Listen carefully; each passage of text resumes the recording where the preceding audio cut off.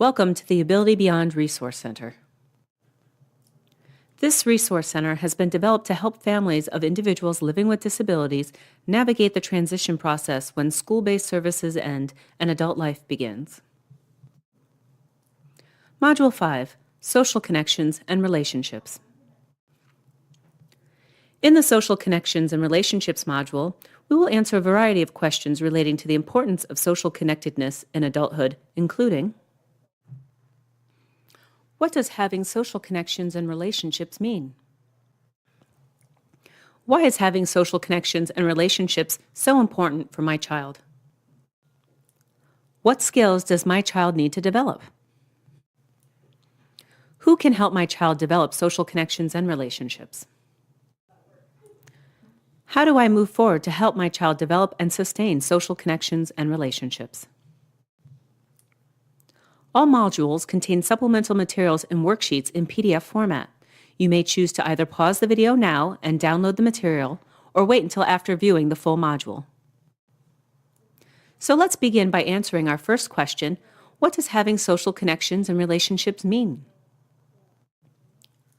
Social connections and relationships may actually be the most important of all 8 modules because research shows that individuals with and without disabilities who have meaningful social relationships are more likely to be successful in all areas of life.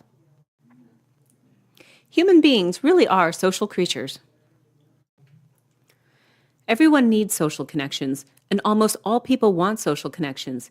Even people who say they don't care about social relationships usually want social connections. They just may not be able to develop or maintain them in an age-appropriate way. Research shows a positive relationship between social connections and self-esteem, happiness, mental health, learning, physical health, as well as safety and security. We all need people who care about us in our lives, and not just members of our families or paid staff. The short answer to what skills does my child need to develop is none. As long as she or he has people who are invested in their well-being, genuinely care, and recognize your child's strengths and purposes in life, it is okay if personal assets, such as social skills, are difficult to acquire because of the nature of their disability. And while an outgoing and friendly personality can help, what is more important is connecting with others who share the same interests. So here are some basic personal assets that can help facilitate relationships: hobbies and interests, skills to support interactions. Conversational skills are ideal, but not essential. A basic understanding of social cues and norms or ability to respond in some way. Access to money for activities. Faith and other community-based connections. And the ability to safely use a cell phone or computer, email, social media, etc. We cannot emphasize enough that we want to avoid deficit thinking when we are considering social connections and relationships, even if the nature of the disability makes it difficult to respond in a typical way. Now, a word about social media. Social media, including Facebook, Instagram, and Snapchat, can help facilitate connections, but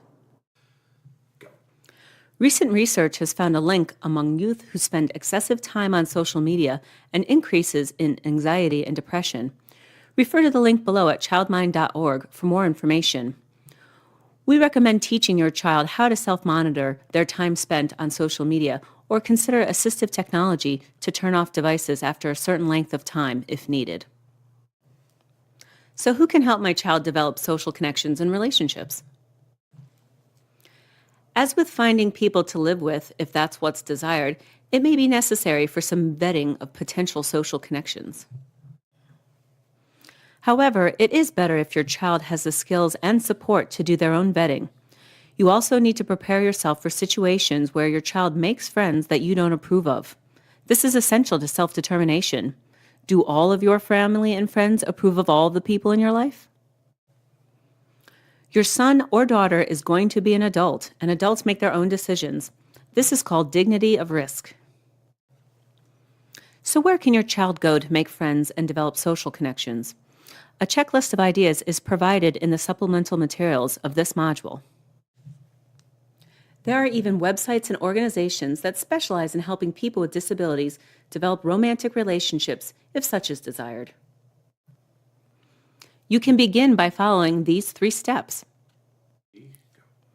Identify current members of your child's circles of support. If your child's circle seems heavily weighted towards relationships with immediate family members or people paid to be in his or her life, it's time to make some changes. Create an associational map. This helps to identify all of the available community networks. Identify actions that build community. Refer to the 75 Actions That Build Community checklist. Now please take the time to review the attached PDF, which includes worksheets to help you plan. Thank you for watching the Social Connections and Relationships video. If you have any questions or would like to speak with someone about services, please contact us at 888-832-8247. Please share our Resource Center with your friends and colleagues.